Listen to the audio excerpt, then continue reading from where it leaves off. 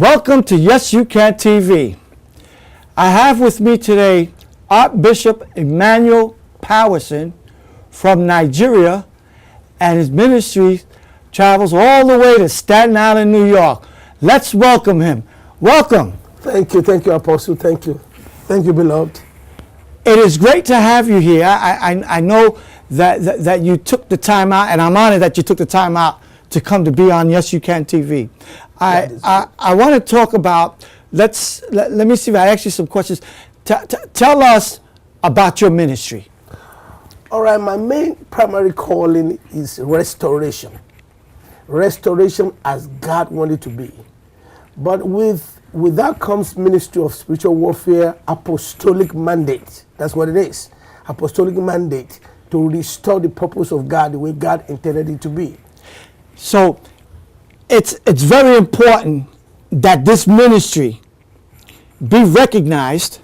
Okay. But not only that it needs to be recognized, but also that it has to be taught in the churches. What do you say about that? That's very, very important, because without the apostolic mandate, the church is lost. Jesus gathered the apostle. The apostle means the sent one, the one that was given the jurisdiction, sent to take over. Yes. And the mandate of restoration was in them to restore what God intended us to have, what the enemy took from us. Okay. The glory, the anointing, the presence of God. Even for churches, as you said, we have churches these days that doesn't have the power no more. What can you tell us? Now, that's the word that you just used, that they don't have the power. Yes. What can you tell us in terms of why they don't have the power? Well, there's a lot of politics. Number one, politics. Lack of prayer.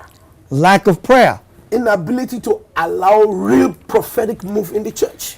Inability to allow the prophetic movement in the church to move inside the church. Yes. In other words, we would actually be saying that they're trying to silence God. Technically, that's what it is. But the other way you have to also look at it is, the reason is because setting people free, soteria, which is part of what we call salvation. Soteria is a Greek word. Don't forget this in the book of Obadiah. It's one chapter. Yes. Verse 7, it says, upon Mount Zion, which is this church. Yes. Upon Mount Zion there shall be deliverance. Yes. Then the house of Jacob. Now don't forget this. Yes. Jacob is not Israel. Right. This was after the name was changed from Jacob to Israel. The Bible still says, then the house of Jacob shall possess their possession. Shrewd businessman, manipulation, conniving, supplanter. Jacob. Yes. His house. So most of us, what that says is this. Look at this. Most of us that are pastors still have flesh struggle.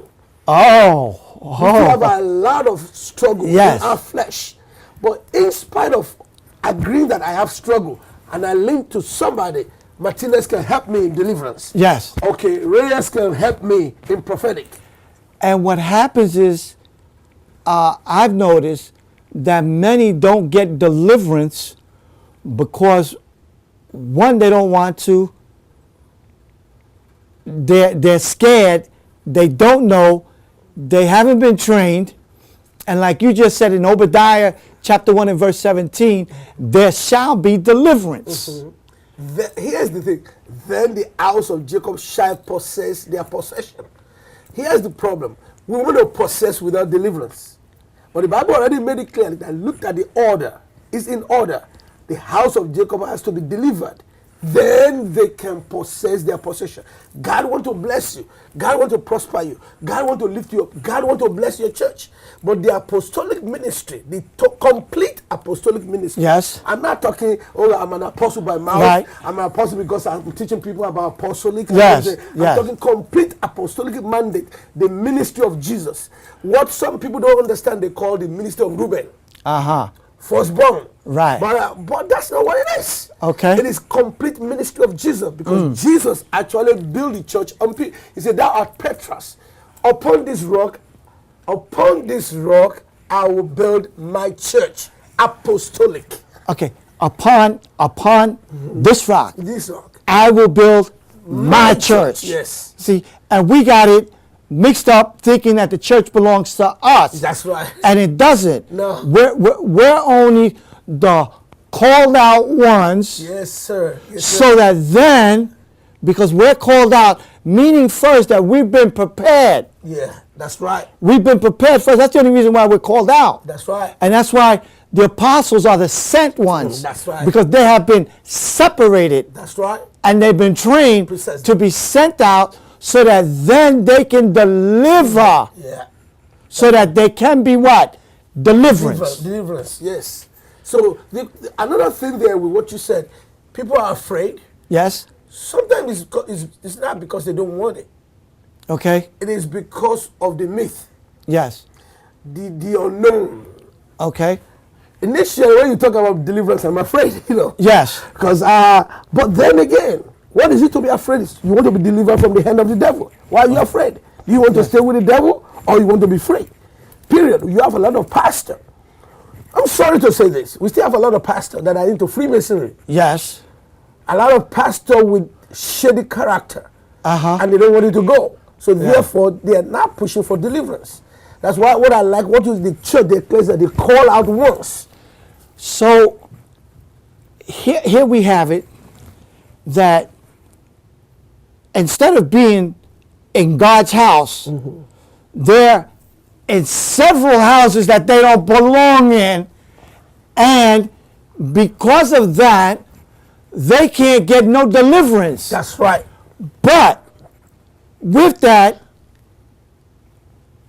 because they're not delivered, their people cannot be delivered. That's right. You see, the oil flow from the head. Uh-huh. First, from the head of Aaron, the Yes. high priest. Yes. The high priest now. The high priest. Start from there, Yes. all the way to the bottom. So if the leader is not delivered, the people will be in the bondage. Wow. We're going to come right back to you, and we're going to continue this part and going into the second part of our discussion. We'll be right back. Don't go away.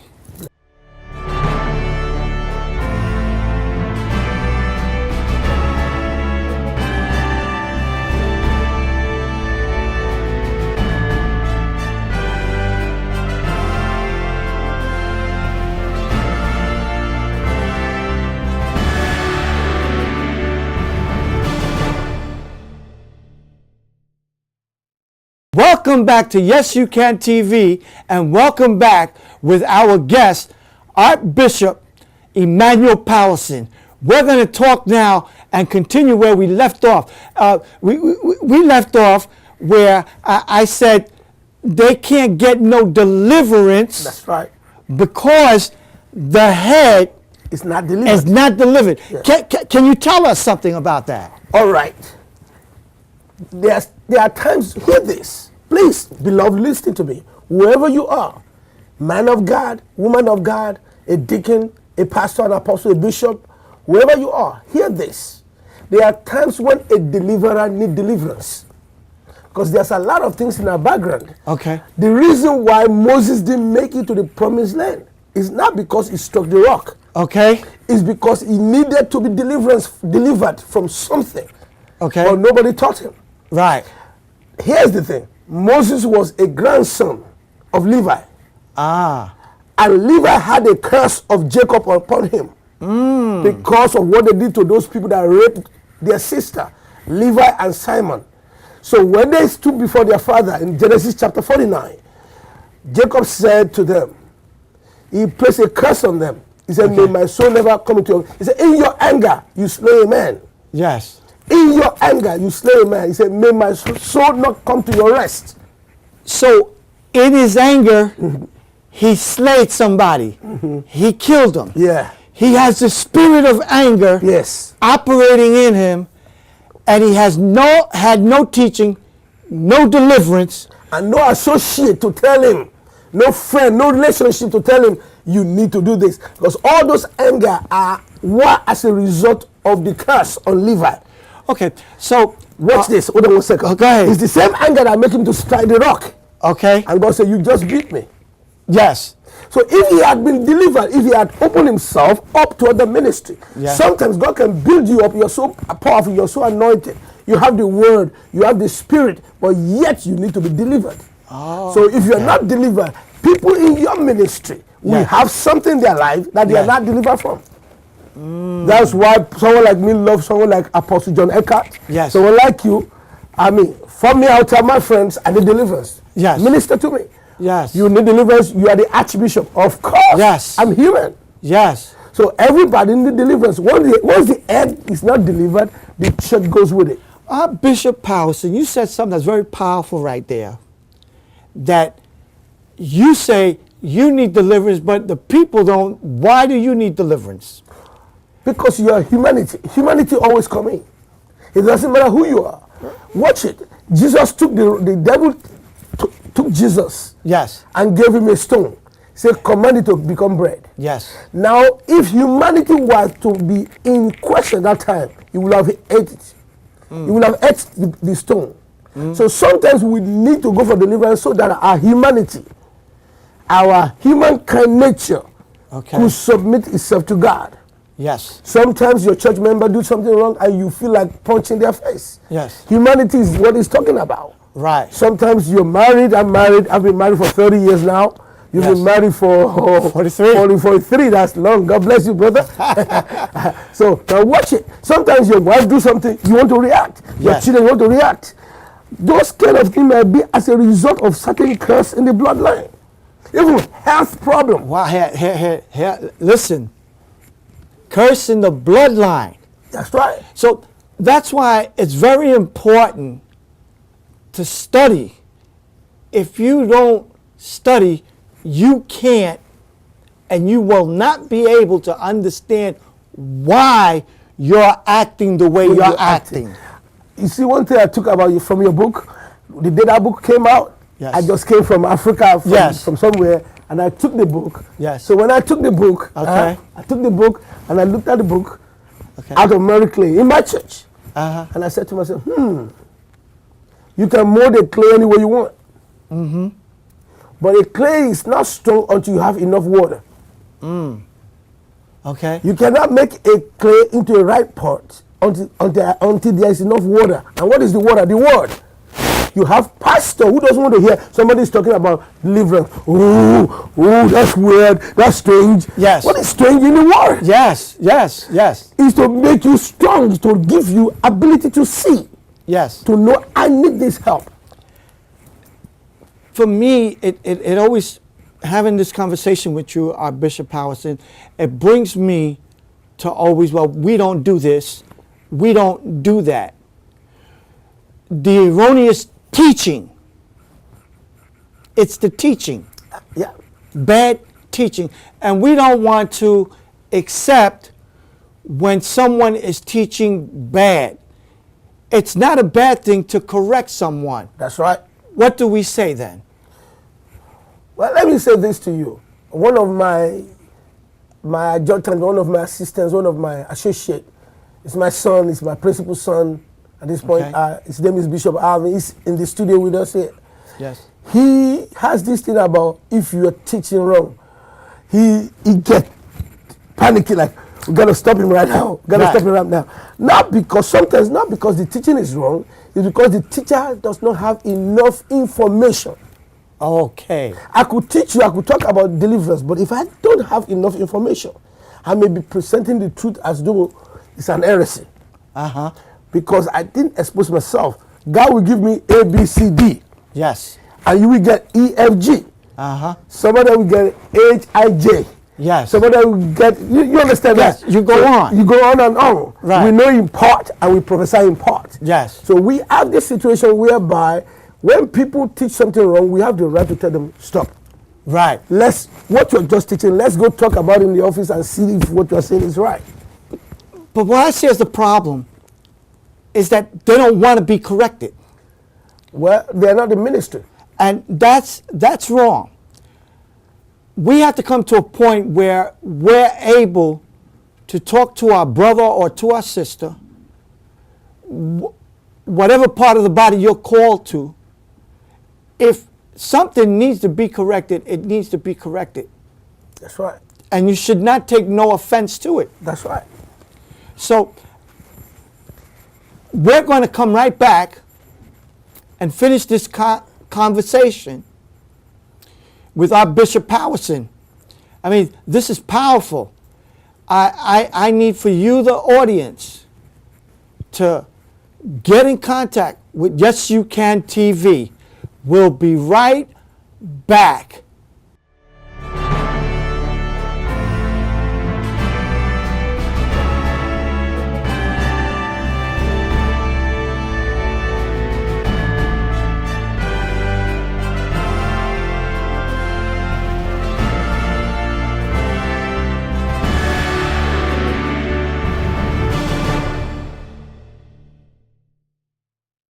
Welcome back to Yes You Can TV.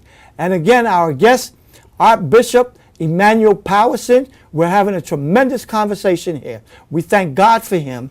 Apostle Powerson, forgive me for calling you apostle, because I know you're apostle anyway, so it's all right, you know. But I'm an apostle to the bishops. Yes, I just want to do that. Yeah. But anyway, I'm honored that you came to the show. So good. Let us get back into where we left off at. All right. So we were talking about deliverance. Yes. We were talking about the pastors and ministries who, one, don't understand deliverance ministry and are scared of it because of that. What would you tell them? I'll tell them you are afraid of what is not there. It's the fear of the unknown, period. Let me give you an idea. I often talk about deliverance more from the point of view of a major gifting of God to humankind that people don't know the value of it no more. In the book of Joel chapter 2, say, in the last day I will pour my spirit upon all flesh. Yes. And part of it is that they shall dream dreams. Yes. They shall see vision. Yes. Okay, let's put it like this. If a pastor is having a dream, is having sex in the dream, what happened to him? His virtue is being drained. So at that point, he needs deliverance. Okay. If a pastor or a church member is eating in the dream, what is happening to them? They are being fed by evil meal. I call the food of night caterers. That is the food of Queen of Heaven. We can go on that for the next 1 hour, trust me. But then at that point, people don't understand it's just a dream. That's what led to this kind of book. Okay. This particular book, that's what led to it. This is over 700 pages of what you see in the dream, and it tells you, as a matter of fact, this is your copy anyways. Wow, thank what you. You see in the dream, and it tells you exactly what happened. Because it's part of the gifting of God to humankind and to the church at large. But if you are not delivered, you will have a dream telling you, do this, and you will ignore it. But if you are used to deliverance of ministry, you have a dream, then you know exactly what to do. Exactly. Here it is. For me, I've experienced dreams where sexual activity was trying to take place. And immediately I would get up and I begin to pray and rebuke that spirit. That spirit, yeah. Because it's a spirit. Yeah. And it thinks that the house is open for them to come back in. That's right. That's right. That's and right. They don't realize that the door has been shut. So now, what do we do with that? Now, here's the reality of that.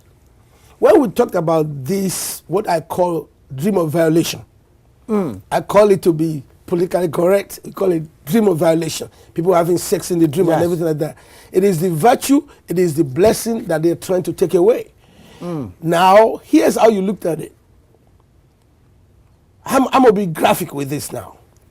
Number one, when you go back into the Bible, Genesis chapter 1, verse 27. Okay. If you looked at it, the Bible talked about God, male and female, he created them. Then if you go to chapter number 2, he's talking about, it looked like he's talking about another creation. That's right. If you can Google it right now where you are, you will discover that the reason why most men of God and male people had sexual dream, is not because of anything other than the first woman that was created by God. Okay. Only Jewish people understand it. The church doesn't study that deep. Her name is called Lilith. You hear the word lullaby? Yes. Lullaby, rockabye baby. Yes. That is the first wife of Adam. God banished her. Yes. Since then, she became a demon. What she does is she looked around for somebody. All right, she looked for somebody who is vulnerable that she can actually lord over. So when people have that kind of dream, what she was trying to do is take your spiritual authority. That's why I love the fact that you get up and you begin to bind it. You bind that, she move away. Yes. Then you go into the male side. You discover the Bible talked about it. The female side, incubus, Latin Yes. word, and succubus. You go to the female side, Genesis Yes. chapter 6. The Bible was talking about the Son of God having wives among the making wife for them among the daughter of men. So those are demons. Those are spiritual entity having an affair with women. So those are succubus. She's laying down. A spirit is sleeping with her. Yes. And he's laying down. A spirit is under him, trying to take the glory, the presence. Right. Try to make them weak in the spirit. For such church pastor, for food and sex is an attack upon your anointing and the church. Wow. So, you said something with so much validity and so much value and so much power that the church today misses the entire point of what deliverance is. That's right. And by missing the entire point of what deliverance is, this is why you see so much, and I'm going to use a very strong word here, so much whoremongering inside the church. That's right. Inside the church. Perfect. And that whoremongering, if I may, is coming from the pulpit. From the pulpit, yes. Because the pulpit is filthy. It's filthy. So now, how do we, as we're engaging the audience, our bishop, how do we tell the audience without any salt and pepper in our tongue that you need deliverance? We just let them know that humanity is faulty. Yes. No perfect man. Yes. Including myself, a deliverance minister. No perfect man. Once you know you're not perfect, you look for perfection. That's why I love my calling, restoration. Yes. That is why prophetic is not complete without the deliverance. Wait, you just said the word restoration. Your ministry, restoration. Yes. Family restoration ministry. Yes. Right. Restoring God's family. Right. We don't believe because of the incorrect teaching. I'm going to be nice. I'm going to be nice. All right. Okay. Because of the incorrect teaching, they do not want to recognize that there's something that has been taught incorrectly that needs to be corrected. That is to let people know that they have put humanity in the position of God. Okay. Humanity in the position of God for some reason. Let's look at it in this way. Whoever is teaching you is a human being. The person could have error. I know we don't have time. Another time we'll come and talk about this by the grace of God. Yes. Then I also want to give you this book. It's called Prophetic Usage of the Book of Psalms. There I took time to explain each Psalms in the Bible. From Psalm 1 to 150. What it can do for you. How can you use it to do spiritual warfare in your life, in your family, in your business, even in the TV station. You go to the hotel, you don't know who slept there the night before. How to clean your house, haunted places is all there to the glory of God. Wow. Thank you for the book. Thank you for this other book here. The Communion of Dreams, Objects Dictionary. Thank you so much. I just want to say that the Archbishop Ministry is located at 70 Beach Street, Family Restoration Ministry, 70 Beach Street, Staten Island, New York, zip code 10304. I want to thank you for this time right now, and thank you, and God bless you. God bless you, Archbishop. God bless you, sir. Shalom. Love you all.